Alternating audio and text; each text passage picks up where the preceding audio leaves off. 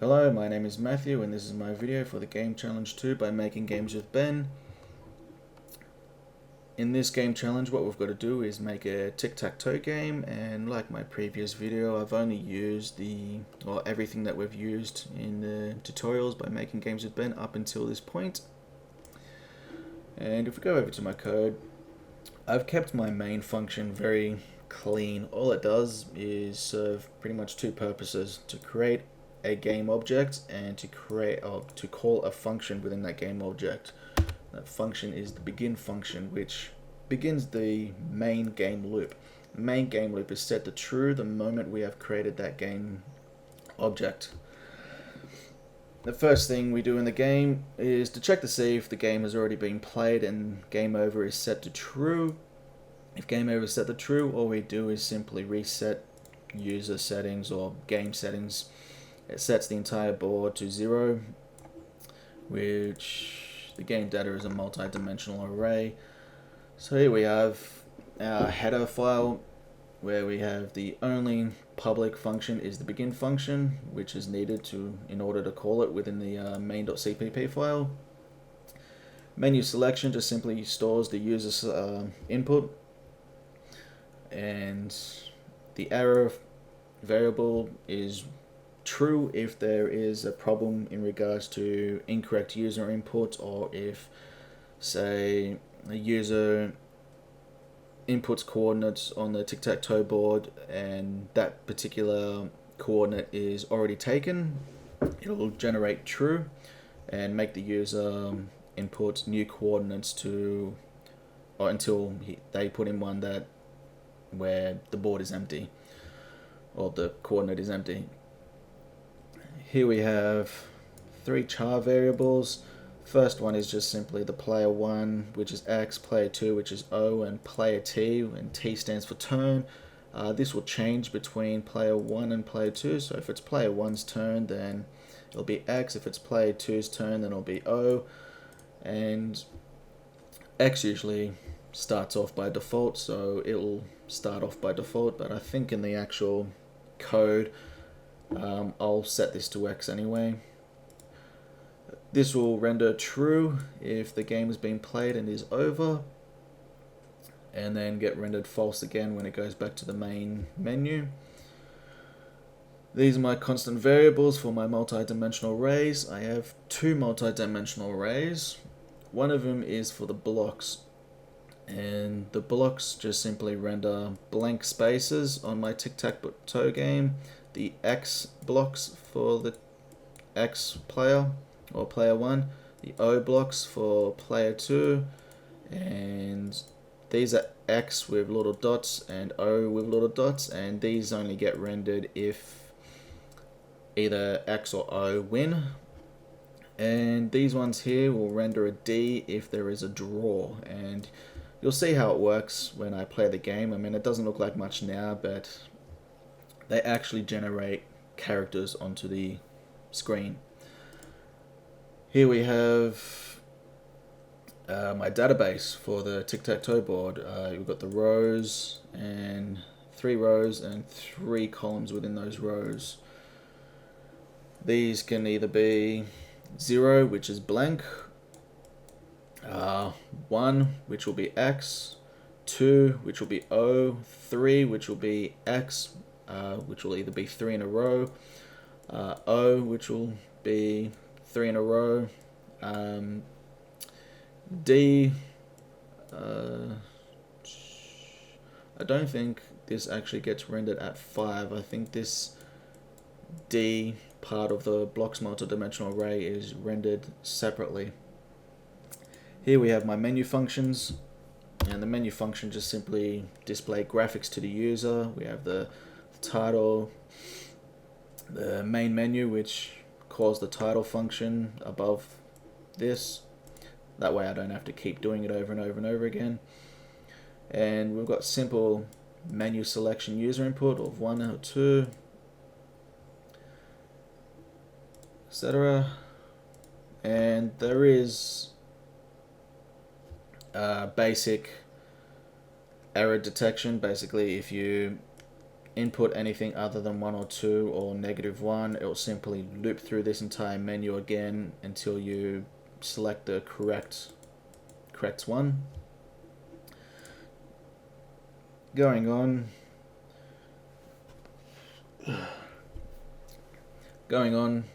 we have update functions, and I have 3 update functions. One is for player versus player, another one was for player versus computer on easy mode, another for player versus computer on hard mode, and we've got process user input. And what process user input does is simply does basic error checking to see if the user has input a correct coordinate. If not, it will simply generate an error, cause the whole thing to loop again without processing any more information, and make the user input new coordinates until they get one that is correct.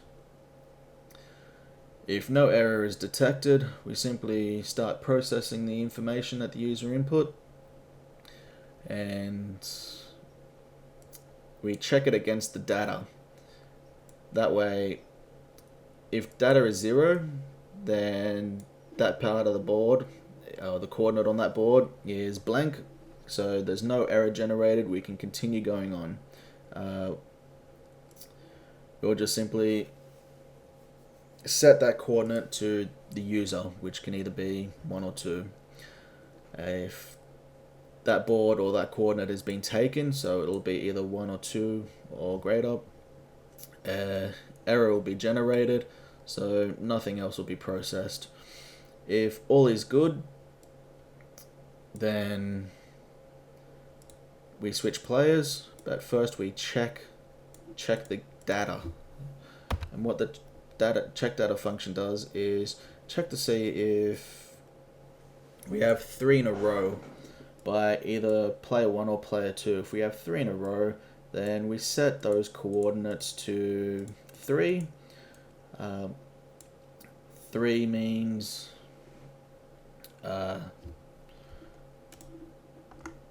this here. So we've got 0, 1, 2, and 3. So it'll generate the X with the little dots.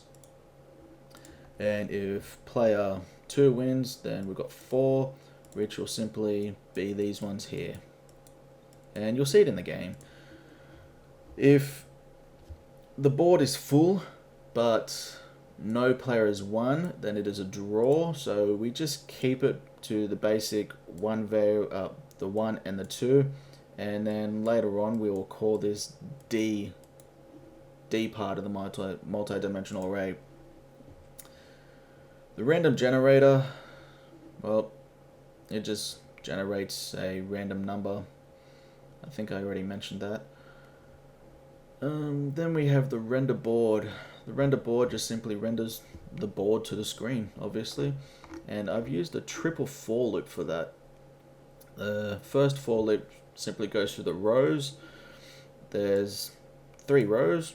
So you got row 1, row 2, row 3, and then you got the sub rows. The sub rows generate these rows. So each one of these is a row that will get generated, and they'll get generated differently depending on the column. It's because there's 1, 2, 3, 4, 5. So num subs is 5. It will go through this for loop 5 times and generate the blocks depending on the column, and the column is generated on the 3rd for loop. And so if we go to the blocks function, which the 3rd for loop calls block, row, column, and sub row. If we go to the function, what we first do is get the y and x, which is just the 1st and 3rd for loops, and we check the data. If the data is empty, then what we do is return the blocks. Block 0, z, and z will be sub. So if sub is 1 or sub is 0, it will call this one. If sub is 1, it'll call this one. If sub is 2, it'll call this one, and so on. And I'll do that each and every time. And then it displays the board to the user in a sort of fancy graphical user interface. So if we go play the game now, you can see that we have player versus player and player versus computer. I implemented a computer AI. It is very basic. We have easy, medium, and hard. Easy just chooses coordinates completely randomly. It doesn't even bother to try to win or try to block the user.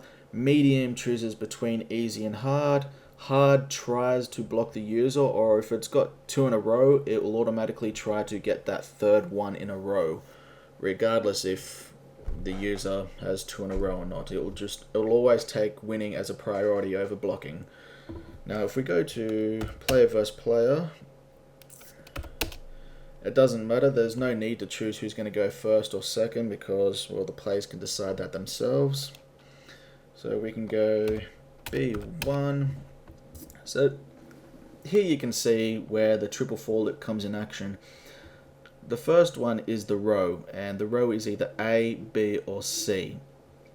The second, the sub row, generates each individual row within the first row. So if it's row 0, then it'll be row 0, sub row 0, row 0, sub row 1, row 0, sub row 2, etc., etc.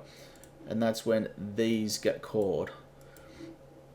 And you can kind of see with the X where you can sort of see the first one is here, the second one, the third one where it's all together and bundled up, and it creates a little fancy X.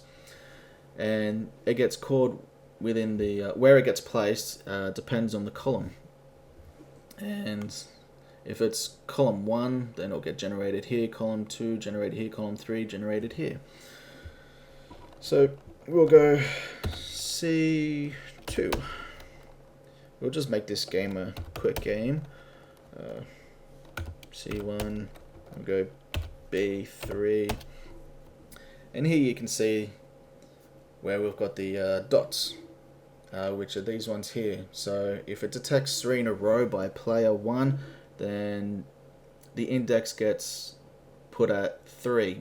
So the data will have 3 in each one of these, or in one of these, or a combination, depending on the rows and columns.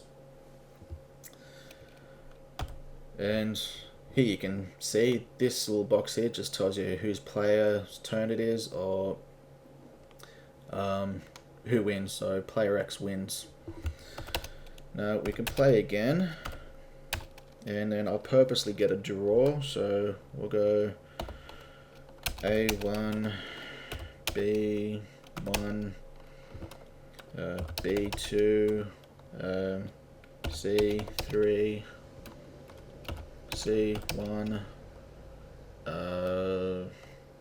A3, let's see, A2, C2, and B3. And here we are. So we've got a draw. Nobody has won. You can see that the data only remains at 1 or 2, which is either X or 0. And then the D function is called if there is a draw, which is just this one here. And the way that is determined is by another variable I think I have created somewhere.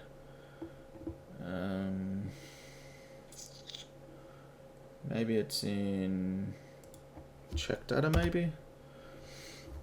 So check data returns a 3. Okay, end menu will carry that 3 over. Yes.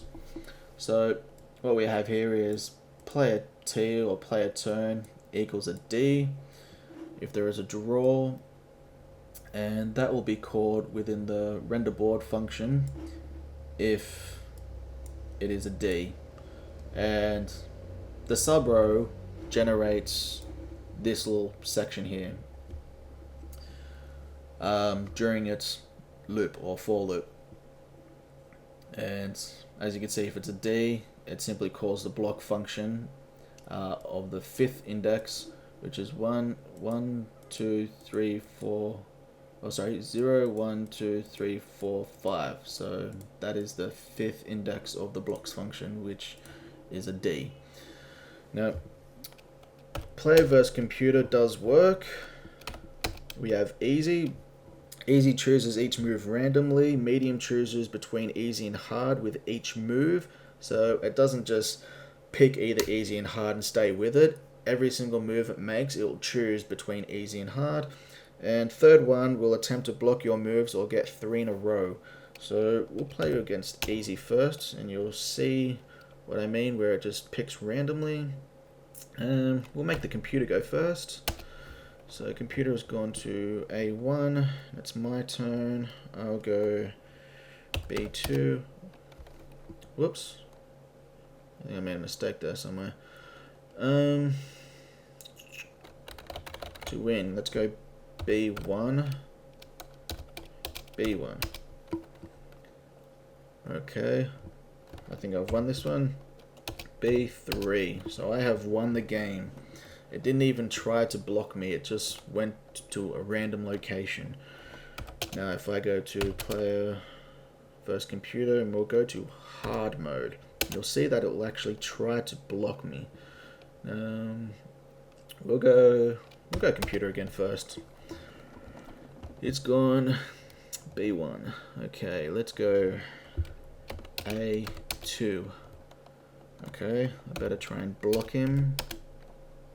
What did I do? Oh, sorry. B3. C1. Oh, it beat me. As you can see, I had no chance of winning that one. I didn't even see that move.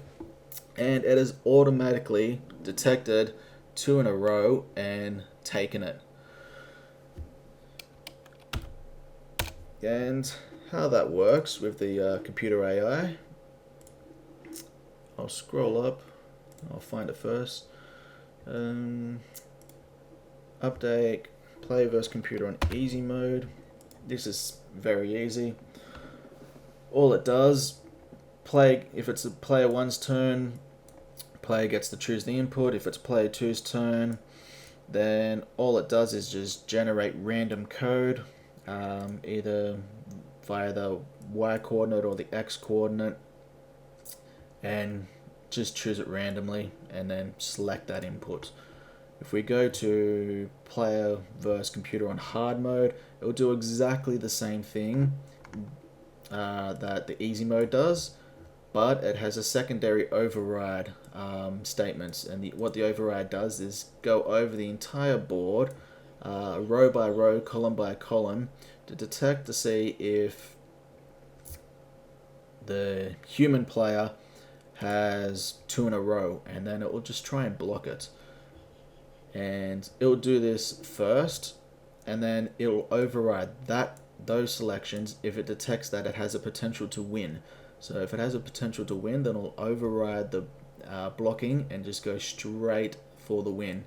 It will detect to see if it has 3 in a row through each column, each row, and each diagonal.